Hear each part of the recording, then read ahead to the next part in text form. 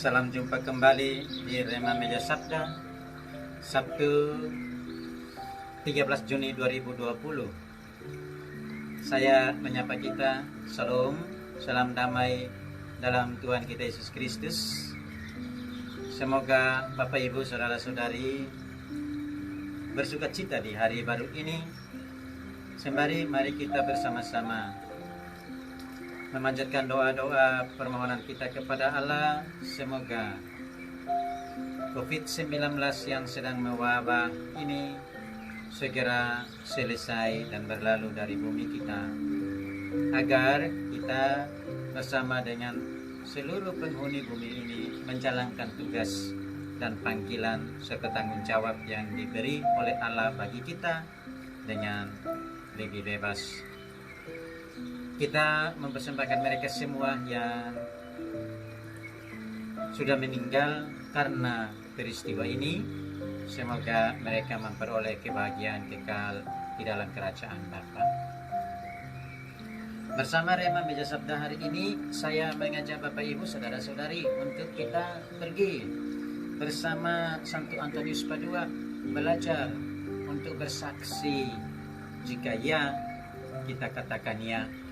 Jika tidak, kita katakan tidak, berdasarkan kebenaran yang utuh dan otentik yang sesungguhnya. Itulah panggilan setiap orang Kristen.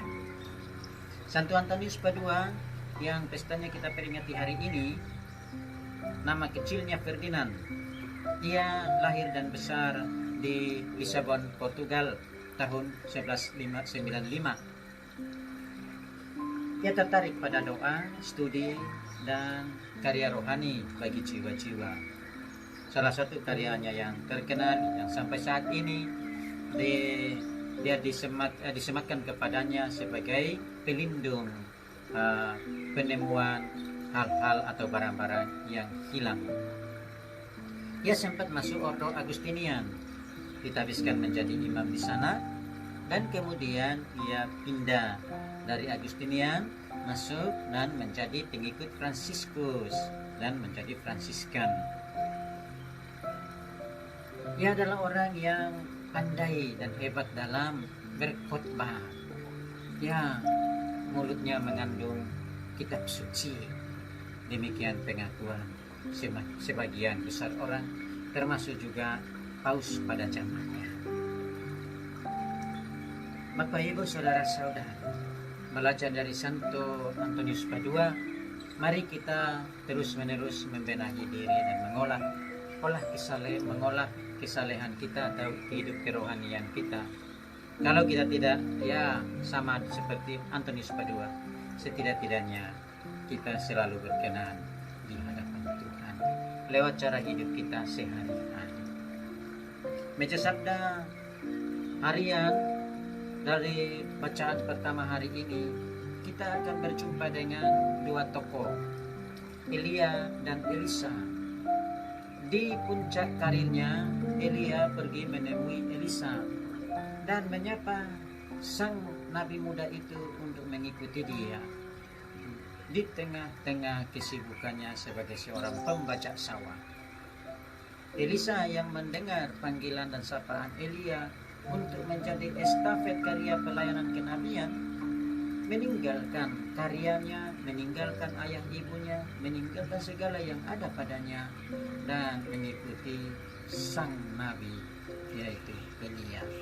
Dan daripada Elia, ia memperoleh kekuatan dan kekuasaan Allah untuk melanjutkan dan mengestafet karya pelayanan yang dipercayakan Yahweh kepadanya melalui tangan Elia. Ia memahami peristiwa ini sebagai peristiwa panggilan tugas yang dipercayakan Tuhan padanya untuk pergi bersama Elia dan melayaninya. Karena itu ia minta izin kepada Elia untuk pergi berpamitan dengan ayah, ibu, dan saudara-saudarinya. Dan Elisa mendapat jawaban. Kemudian ia menyembelih pasangan-pasangan lembu yang ada padanya dan mempersembahkan semuanya itu sebagai tanda syukurnya kepada Allah atas panggilan ialah yang disampaikan dan dipercayakan kepadanya. Kita semua dipanggil untuk menanggapi sapaan Tuhan dengan keseriusan dan totalitas diri kita. Kita disapa untuk rela meninggalkan apa yang ada pada kita serta keluarga kita dan mengikuti Tuhan.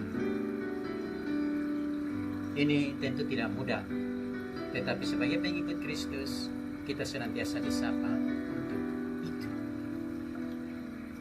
Maka supaya kita sampai ke sana, Injil hari ini mengajak kita sebagai umat beriman untuk selalu berkata jujur. Jika ya, katakan ya. Jika tidak, katakan tidak. Karena kalau lebih dari itu, kata Yesus, berasal dari si jahat. Pertanyaannya adalah di manakah kita mendapatkan kebenaran? Sedangkan di pengadilan pun kadang kita temukan orang membuat saksi bohong, saksi palsu, meski sudah disumpah untuk hanya katakan kebenaran. Celakanya bahwa banyak orang yang sengaja menerima kesaksian palsu sebagai kebenaran.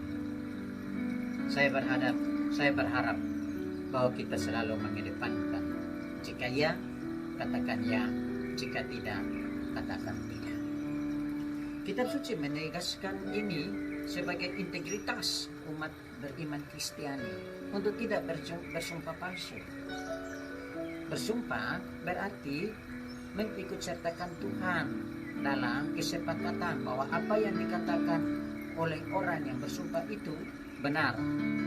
Bersumpah palsu berarti mengklaim Tuhan akan membenarkan orang itu bahkan ketika ia berbohong.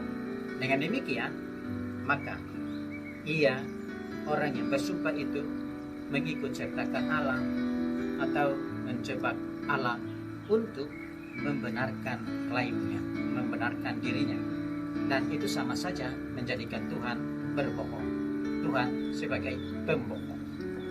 Oleh karena itu, maka mari kita coba belajar untuk senantiasa jujur dalam hidup harian kita.